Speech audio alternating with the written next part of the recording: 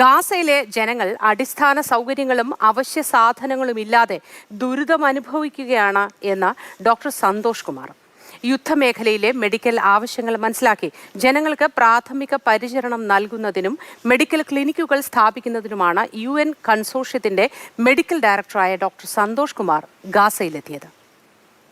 വഴിയിൽ ഏകദേശം 20 കിലോമീറ്ററോളം തന്നെ നിർത്തിയിട്ടിരിക്കുന്ന വാഹനങ്ങളാണ് കാണുന്നത്, ലോറികൾ.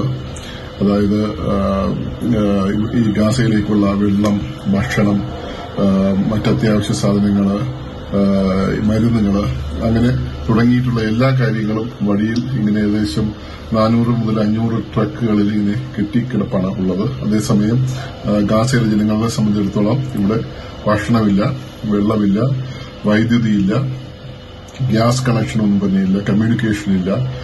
ഇത് വളരെ കഷ്ടപ്പെട്ടാണ് നിങ്ങൾ ഈ വീഡിയോ അയക്കുന്നത് തന്നെ. ബോർഡറിലേക്ക് അടുത്തെത്തുമ്പോൾ ഈജിപ്തിന്റെ കണക്ഷൻ ഉപയോഗിച്ചിട്ടാണ് വാസ്തവത്തിൽ എന്തെങ്കിലുമൊക്കെ കമ്മ്യൂണിക്കേഷൻ നടത്താൻ തന്നെ കഴിയുന്നത്. ഇന്നലെ റഫായിലേക്ക് തന്നെ അതിഭയങ്കരമായ ബോംബിംഗ് നടന്നിട്ടുണ്ട്.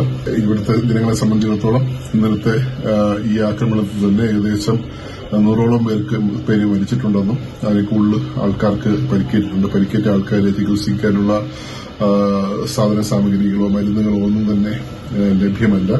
ആശുപത്രികളെല്ലാം നിറഞ്ഞു കവിഞ്ഞിരിക്കുന്ന കാഴ്ചയാണ്.